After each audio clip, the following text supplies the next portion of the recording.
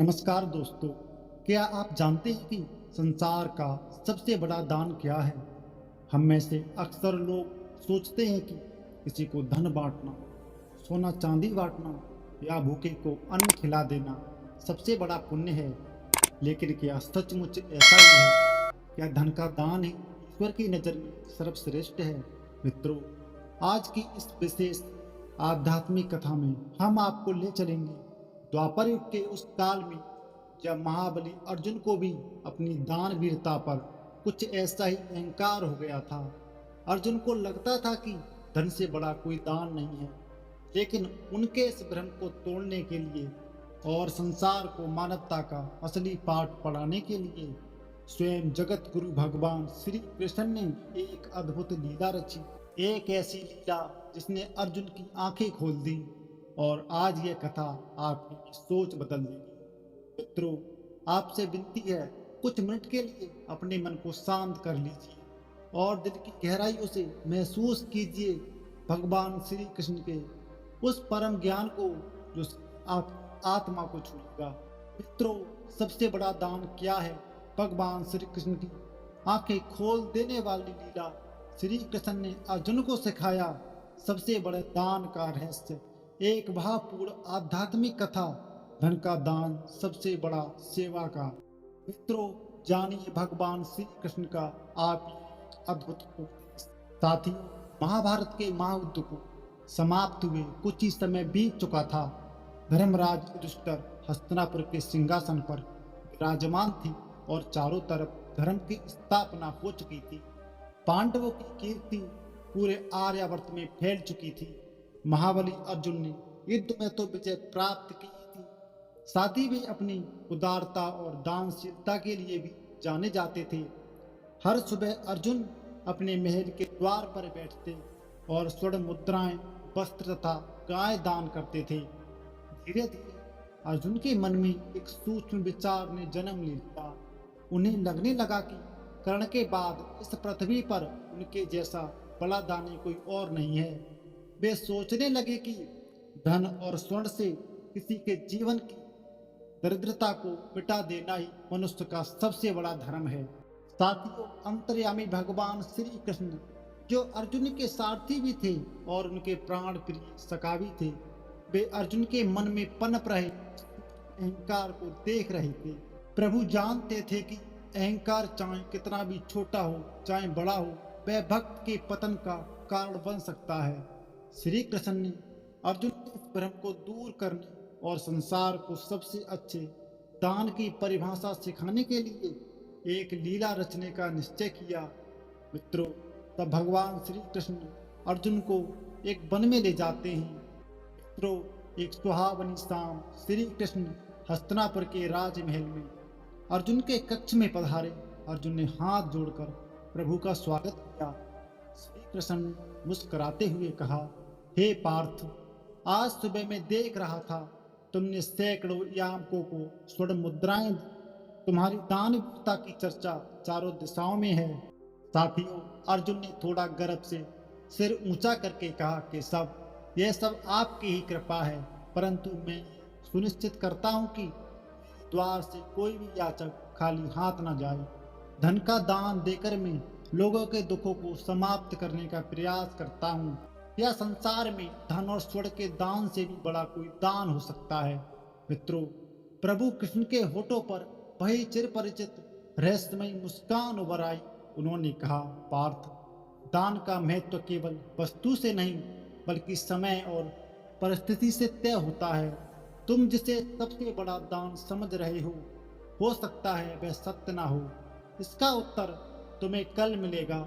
भगवान कृष्ण बोले, पार्थ, कल सुबह तुम अपनी गांडीव, धनुष और राजसी ठाट बाट यहीं छोड़कर एक साधारण नागरिक के बीच साथ चलोगे। मित्रों, अगले दिन सूर्योदय से पहले ही भगवान कृष्ण और अर्जुन साधारण सूती वस्त्र पहनकर महल से निकल पड़े।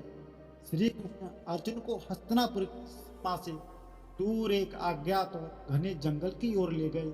यह जंगल बहुत ही शांत और एकांत था। चलते चलते दोपहर हो गई।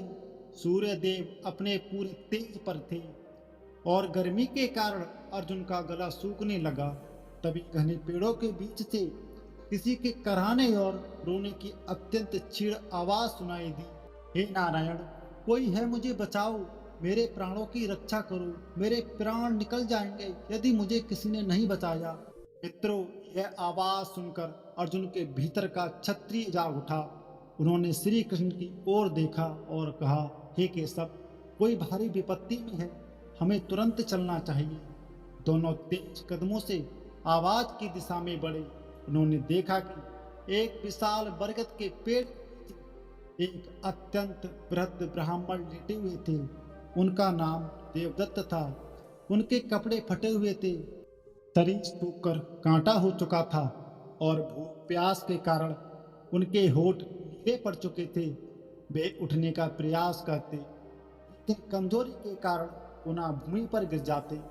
अर्जुन तुरंत उनके समीप घुटनों के बल बैठ गए। अर्जुन को लगा कि यहाँ उनकी दानवीरता काम आएगी। मित्रों, सौभाग्य से अर्जुन अपने साथ कपड़ों के भीतर गुप्त रूप से स्वर्ण मुद्राओं से भरी एक थैली लेकर आए थे।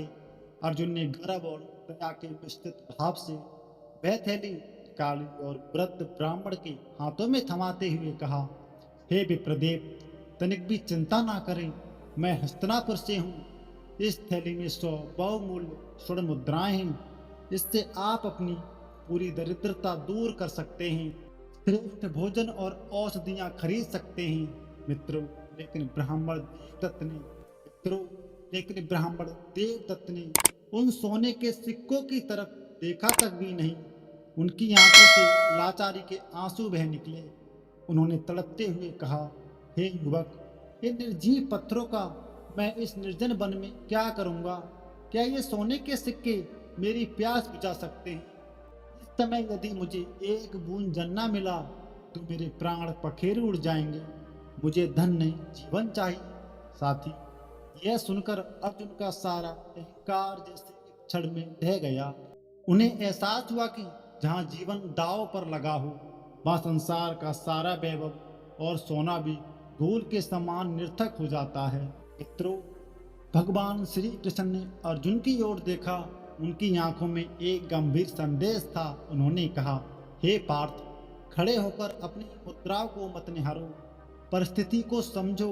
इस समय इस आत्मा को धन की नहीं, तुम्हारी सेवा और श्रम की आवश्यकता है। मित्रों, अर्जुन को अपनी भूल का एहसास हुआ। वे तुरंत उठे। उन्होंने आसपास देखा, लेकिन कहीं पानी का कोई स्रोत नहीं था। अर्जुन ने कहा कि सब मैं अपने बाण से भूमि फाड़कर गंगा प्रकट कर सकता हूँ। तब भगवान श्री कृष्ण ने बोले, नहीं पार्थ, हर जगह शस्त्र काम नहीं आते। इस वन में अध्यात्म और प्रकृति का नियम है। यहाँ तुम्हें अपने हाथों से एक साधारण मनुष्य की तरह श्रम करना होगा।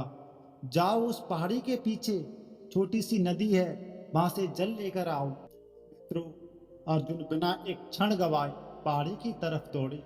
रास्ता पथरीला था, उनके पैरों में कांटे चुभे, लेकिन आज वे राजा नहीं, एक सेवक थे।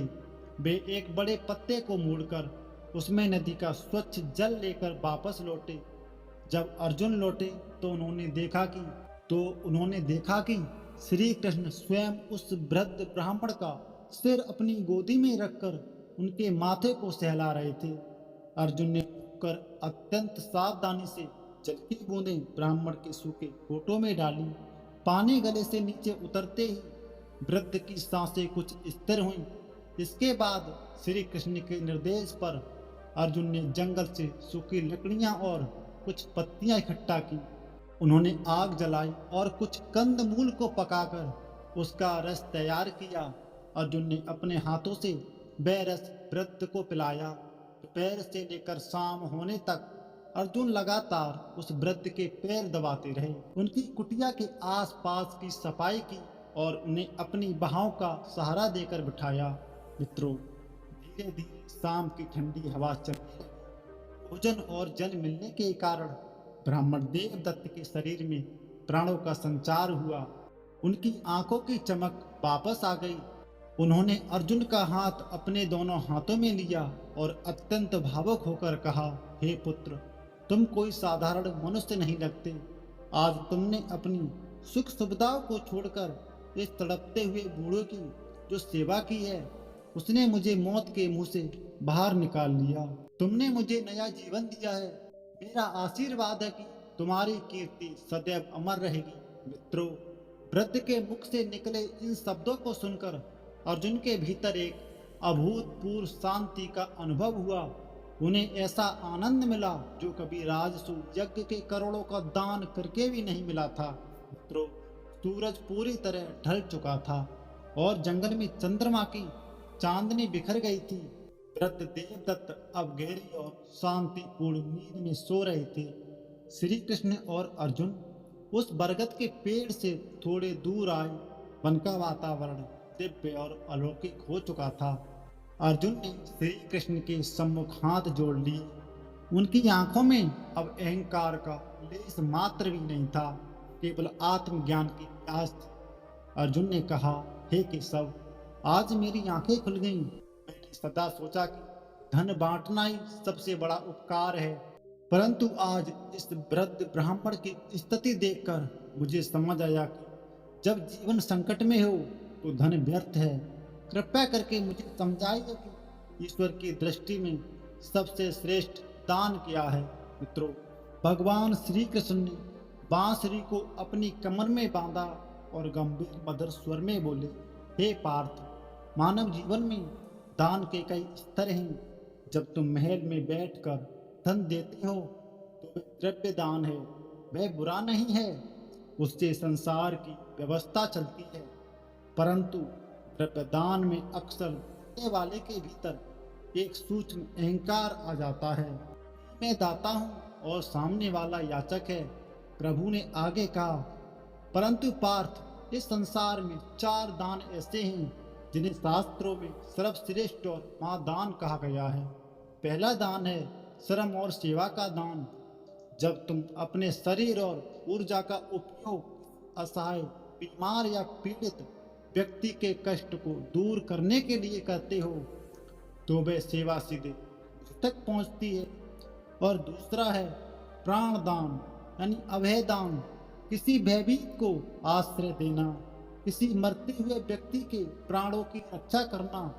आज तुम इस वृद्ध को जल और औषधि देकर अभय दान किया है। और तीसरा है सहानुभूति और प्रेम का दान। किसी दुखी मनुष्य के पास बैठकर उसके आंसू पोंछना, उसे प्रेम से सांत्वना देना। संसार में आधे से अधिक लोग केवल प्रेम और अपनेपन के भूखे हैं। और चौथा है ज्ञान का दान। किसी भटके हुए को सही मार्ग दिखाना, अज्ञान के अहंकार को मिटाना। श्री कृष्ण के अर्जुन के कंधे पर हाथ रखा और कहा, पार्थ, जब करुणा से भरकर तुम किसी के लिए श्रम करते हो तो वहाँ मैं समाप्त हो जाता है, यानी वहाँ अहंकार समाप्त हो जाता है और केवल प्रेम बचता है। जहाँ अहंकार है वहाँ दान एक कर्म कांड है, और जहाँ निष्काम करुणा है वहाँ दान साक्षात नारायण की पूजा है।